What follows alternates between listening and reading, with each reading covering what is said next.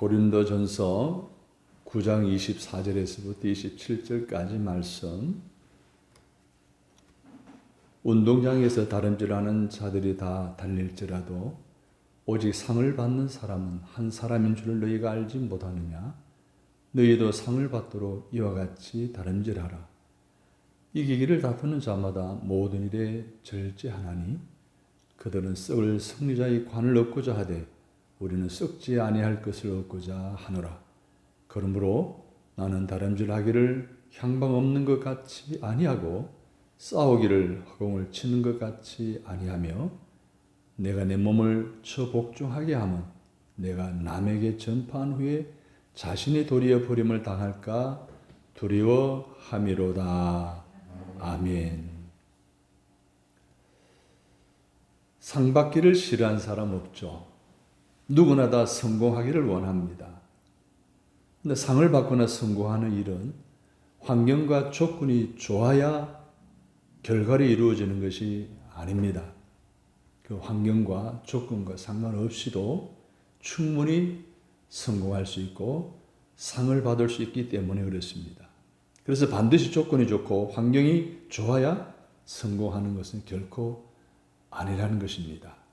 오히려 환경이나 조건이 열악하기 때문에 성공하고 상을 받는 경우들이 많음 또한 우리는 잘 알고 있습니다. 지난 4월 26일 런던 마라톤 대회 남자부에서 세계 신기록이 나왔어요. 지금까지 2시간대 벽을 깨지 못했거든요. 그 마의 벽을 깨서 1시간 59분 30초의 대기록을 세운 선수가 우승을 한 거예요. 후문에 의하면 그가 신은 신발이 초경량 79g이랍니다. 100g도 안 되는 신발을 신고 그런 기록을 세웠다는 거죠. 그 선수가 바로 케냐 출신 선수 세바스찬 샤네라는 선수입니다. 여러분, 케냐라고 하는 나라가 어떤 나라입니까? 고온지대에 형성된 나라예요. 해발 2,500m 이상 되는 지역에 사는 사람들이에요. 그러다 보니까 비옥하지 않죠. 먹을 것이 부족해요. 고열량, 고지방 먹을 수가 없어요. 몸들이 다 뭡니까? 호리호리해요. 근육만 있어요. 그리고 고산지대라 산소가 희박하죠. 그러다 보니까 폐활량이 커야 돼요. 문화시설이 낙후되어서 웬만한 소식들은 다 걸어서 다니면서 소식을 전해야 돼요. 교통편도 아주 부족해, 열악해요.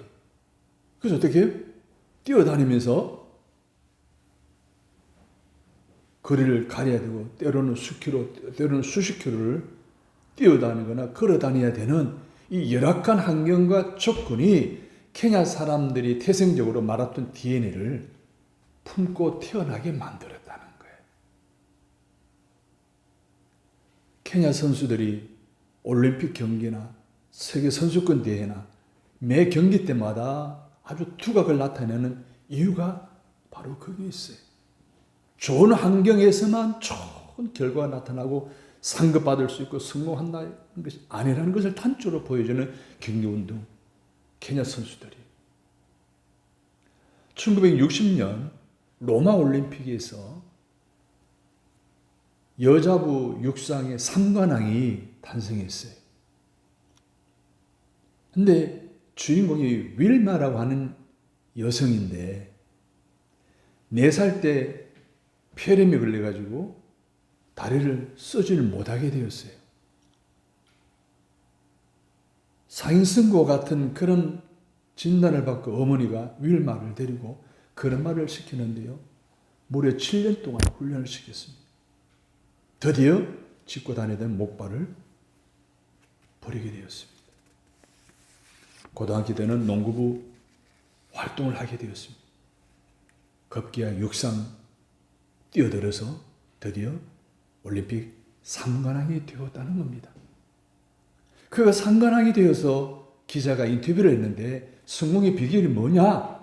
라고 물었을 때 그 입에서 나오는 말, 어머니가 하신 한 걸음 더 라는 말 때문에 격려와 용기를 얻게 되었다. 고백이었습니다.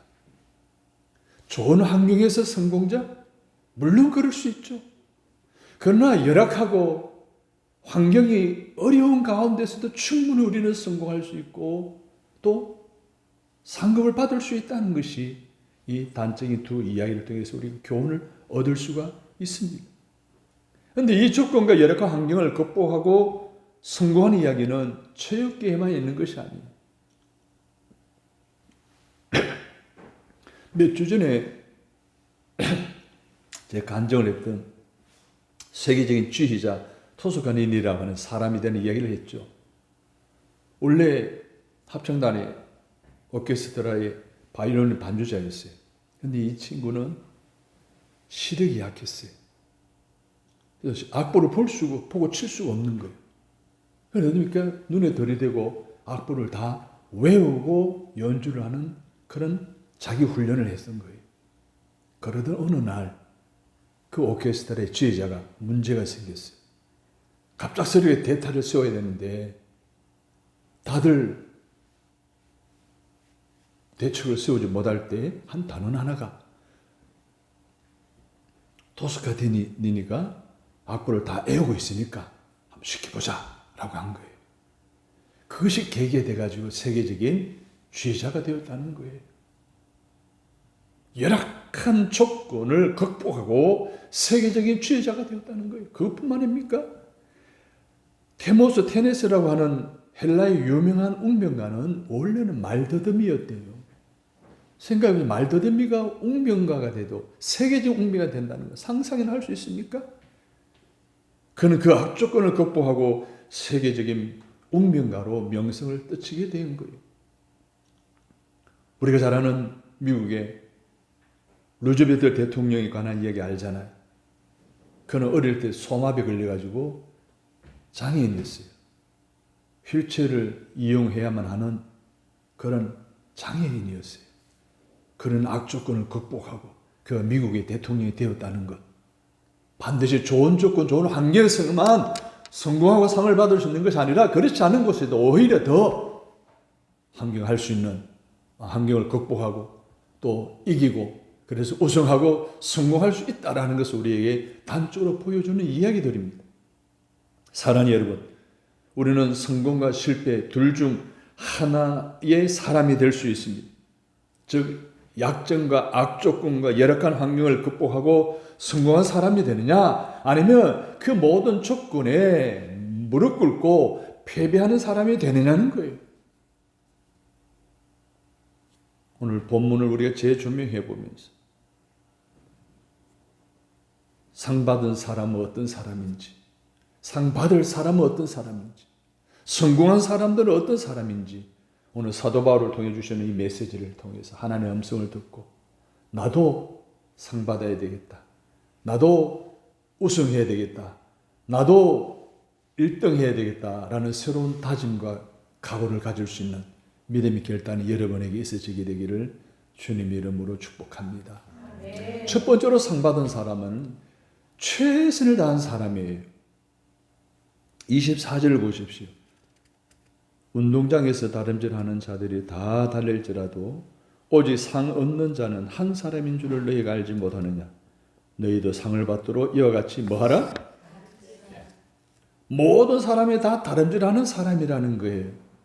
그런데 그 중에서 우승하는 사람, 월계관을 쓰는 사람은 단 한 사람이라는 거예요. 그래서 너희도 상을 얻기 위해서 최선을 다하라는 거예요. 할렐루야. 상 받는 사람은 한 사람이라는 거예요. 다람을 치는 사람 많다는 거예요. 그 한 사람이 되기 위해서 최선을 다하라. 그러면 상을 받게 될 것이라는 거예요. 조건이나 환경을 탓하지 않고 최선을 다하는 사람이 성공할 수 있고 상을 받을 수가 있다는 말씀이에요. 이제 다음 달 11일엔 북중미 피파 월드컵 경기가 시작됩니다. 5대양 6대주를 대표하는 48개 나라 국가 축구 대표 선수들이 모여서 무려 40일간 대장정을 펼치게 됩니다. 우리나라는 이미 2002년도 한일 월드컵에서 4강 신화를 이루어내므로 한국이라는 존재를 세계에 알리게 되고 대한민국을 하나로 뭉치는 그런 계기를 삼았던 기억이 있지 않습니까? 어제 오후에 홍명보 감독이 엔트리 26명 국가대표 선수를 발표했어요. 손흥민으로부터 시작해서 처음 듣는 이름들도 있더라고요. 홍명보 감독이 목표는 32강이래요. 근데 첫 번째 게임이 체코와의 게임이래요. 그게 충실하겠다. 그래 다진 각오를 밝히는 것을 제가 뉴스를 통해서 본 적이 있습니다. 근데 우리가 32강 가느냐 못 가느냐, 16강 가느냐 못 가느냐 이게 중요한 게 아니에요. 우리가 더 주목해 보아야 할 것이 예선전에 있었던 북유럽의 스웨덴이라는 나라가 축구 강국이거든요. 이 스웨덴의 나라가 두 번이나 예선전에서 탈락해서 본선에 진출을 못했어요. 코소보의 나라에 졌어요. 약체 코소보에게 스웨덴이 발목을 잡힌 거예요. 자, 이런 걸 보게 되면 본선에서도 강하다고 교만하거나 크다고 자랑하거나 우리가 우승한다고 해서 모든 것이 그 뜻대로 되는 것이 아니라는 거예요. 정말로 우리가 중요하게 생각해야 될 것은 내가 처해진 상황에 최선을 다하는 것입니다. 노력하는 거예요.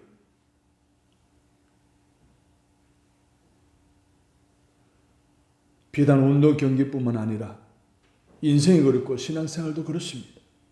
성도 여러분, 신앙생활도요, 누가 최선을 다하느냐 승패를 결정하는 거예요. 오늘 우리에게 있어서 전반전, 후반전 모든 것이 다 최선을 다하고 집중해야 돼요. 마지막 1분을 남겨놓을 때까지, 아니 마지막 휘슬이 경기 끝날 때까지 혼신을 쏟아서 최선을 다해야 되는 거예요. 이것처럼 무엇이든지 무엇을 하든지 무엇을 맡았든지 현재 있는 자리에서 현재 내가 하고 있는 일에 있어서 최선을 다하는 것이 바로 상 받은 사람이고 상 받을 사람이라는 것을 분명히 오늘 말씀해 주셨어요. 사랑하는 여러분, 우리에게 주어진 어떤 환경이든지 최선을 다하시기를 주님 이름으로 축복합니다. 두 번째로는 성공한 사람은 자기와 싸워 이긴 사람이에요. 25절을 보십시오. 이기기를 다투는 자마다 모든 일에 절제하나니 그들은 썩을 승리자의 관을 얻고자 하되 우리는 썩지 아니할 것을 얻고자 하노라. 올림픽에서요, 마라톤 우승자에게 씌워주는 것이 뭐예요? 월계관이죠. 이 월계관은요, 시간이 좀 지나면 시들어버려요. 썩어버려요. 곧 있을 피파 2026 월드컵 우승컵 황금이잖아요. 이 황금은 어떻게 해요? 썩진 않지만 도난도 당할 수 있어요. 또 파괴될 수도 있어요. 결국은 사라질 수밖에 없다는 거죠. 무슨 말이에요? 그러한 월계관이나 월드컵 컵 같은 우승컵 같은 것은 영원한 가치가 있다 없다? 없다는 거예요. 아니라는 거예요, 영원한 가치가. 그래도 사람들은 그것을 위해서 목숨을 바치잖아요. 사람들 그것을 위해서 피 흘리면서 달려가잖아요. 사람들 그것을 위해서 돈을 투자하잖아요. 그런데 사람들은 그렇게 자기들이 좋아하는 것을 얻기 위해서, 성공하기 위해서 노력하는데 오늘 우리들은 영원한 생명과 영원한 나라를 위해 살아가는 그리스도인 성도로서의 태도는 어떠해야 하느냐는 거예요. 썩을 멸류관을 위해서 사는 사람들보다 훨씬 더 가치관이 차원이 달라야 되지 않을까요? 그래서 생각이나 태도나 사는 것이 달라야 하지 않을까요? 세상 사람들, 썩을 가치, 영원한 가치가 아닌 것을 위해 사는 사람들, 그렇게 피 흘리며 피 튀기며 살아가는데 오늘 적어도 영원한 가치를 살아가는 저와 여러분은 어떻게 살아가야 할까요? 생각도 달라야 하지 않겠어요? 말도 달라야 되고요. 가치관이 달라야 되고요. 태도가 달라야 되고 사는 모습이 달라야 할 줄로 믿습니다. 오늘 25절을 보면은 절제한다라고 했어요. 27절을 보게 되면 내가 내 몸을 쳐서 복종하게 한다라고 말하고 있어요. 이 말씀에 우리는 주목해야 돼요. 운동도 마찬가지예요. 스포츠도 마찬가지예요. 예술도 마찬가지예요. 신앙생활도 마찬가지예요. 자기와의 싸움에 승리해야 할 줄로 믿습니다. 지금은 큰 별이 되신 한국 교계의 큰 인물을 들자면 고 한경직 목사님, 서울 영락교회 담임이셨죠. 그가 담임했을 때 한국 교회에 정말 적지 않게 영향을 끼친 영적 지도자였습니다. 정치, 사회 각층의 지도자들이 자문을 구하는, 꼭 한경직 목사님을 만나고 자문을 구하는 그런 영향력 있는 분이었습니다. 요즘은 그런 분이 그리운 시대에 우리가 살아가고 있어요. 요즘 대형 교회들 정치 스캔들에 묶여서 하나 윤곽 가리고 있어요. 말 실수로 하나 윤곽 가리고 있어요. 재정적인 문제로 하나 윤곽 가리고 있어요. 여성 문제로 하나님 문제 영광을 가리고 있어요. 이렇게 수많은 스캔들에 수많은 지도자들이 얽혀 있었어요. 참 교회는 추락하고 있다라고 하는 이런 시대에 고 한경직 목사님은 우리의 기억 속에 영원히 아주 자랑스러운 분으로, 존경할 만한 분으로, 본받을 만한 분으로 살아가고 있는 이유가 있습니다. 무려 남한산성에서 90세 훨씬 넘어 사실 때까지 많은 각계각층의 지도자들이 찾아올 정도로 영향을 끼치다 하는 나라 가신 분이세요. 그가 그렇게 살아갈 수 있었던 것은 그가 목회하면 그 가운데 자기 절제가 자기를 복종케 하는 것이 얼마나 철저했는지요. 엄청난 많은 유혹이 와도 다 차단하고 다 이겨냈다는 거예요. 그 시험, 그 유혹, 그 정욕과 싸워 이겼기 때문에 은퇴 후에도 존경받는 영적 지도자가 되었다라는 것 우리가 다 알고 있는 사실입니다. 사랑하는 여러분, 어떤 사람이 권세를 쥐고 천하를 주는 자인다 할지라도, 어떤 사람이 경제지권을 쥐고 세계 경제를 자주한다 할지라도 자신을 이기지 못하고 자신을 통제하지 못하면 결론은 패배자가 되어지고 만다는 거예요. 성자가 되고 성공자가 되려면 따라서 합니다. 먼저 나 자신을 이겨야 합니다. 다시 말하면 자신을 복종시키고 통제하고 절제시킬 수 있어야 성공하는 사람, 상 받을 수가 있다는 거예요. 그래서 사도 바울은 27절에서 뭐라 그럽니까? 같이 읽습니다. 자신이 도리어 버림을 당할까 두려워함이로다. 이 말은 자신이 버림을 당하지 않기 위해서 나 자신을 쳐서 나를 절제시켜서 복종하게 한다는 거예요. 할렐루야. 사도 바울이 그렇게 살았어요. 자기가 이기는 사람이었어요. 그래서 그 사도 바울은 영적인 성공적인 삶을 살았고 오늘날까지 우리 신앙의 후배들에게 선한 영향력을 끼치고 있습니다. 사랑하는 여러분, 상 받은 사람은 자기의 싸움에서 승리하는 사람임을 기억하시기를 주님의 이름으로 축복합니다. 세 번째로는요, 상 받은 사람은 방향성을 바로 하는 사람들입니다. 향방을 바르게 정하는 사람들이라는 거예요. 26절을 보십시오. 나는 다름질하기를 향방 없는 것 같이 아니하고 싸우기를 허공을 치는 것 같이 아니하며 라고 했습니다. 스포츠 중에서 공을 가지고 하는 스포츠는 대다수가 공을 넣어야 하는 곳이 정해져 있습니다. 배구나 테니스 같은 것은 상대편 진영의 코트에 공이 닿게 만들어야 되죠. 탁구도 마찬가지예요. 상대편 규격에 공이 닿게 만들어야 돼요. 축구는 뭐예요? 골대에 공을 넣는 겁니다. 농구도 골대에 공을 넣는 거예요. 그런데 축구 선수들이 수비를 하다가 공을 걷어찬다는 것이 그만 자살골이 됐어요. 그러면 게임에 치게 되는 거예요. 농구 선수들이 리바운드 하다가 실수로 자기 골대에 공을 넣어버리면 어떻게 되는 거예요? 실패하는 거예요. 그 게임에 패하는 거예요. 이 말은 무슨 말이에요? 목표와 방향이 분명해야 한다는 거예요. 우리 삶의 목표, 삶의 방향이 분명해야 한다는 거예요. 그럼 우리의 목표가 무엇입니까? 우리는 누구를 향하고 누구를 바라보고 우리는 무엇을 해야 합니까? 히브리서 12장 2절에서 히브리서 기자는 우리에게 대답해 주고 있습니다. 믿음의 주여 또 온전하게 하신 이인 따라서 합니다. 예수를 바라보자. 예수를 바라보자. 믿음의 주여 우리를 온전하게 하시는 분이신 예수를 바라보라는 거예요.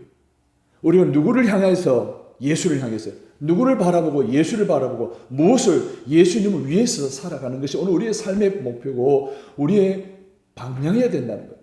향방 없는 자같이 하지 말고 분명한 방향이 정해져야 된다는 그런 이야기예요.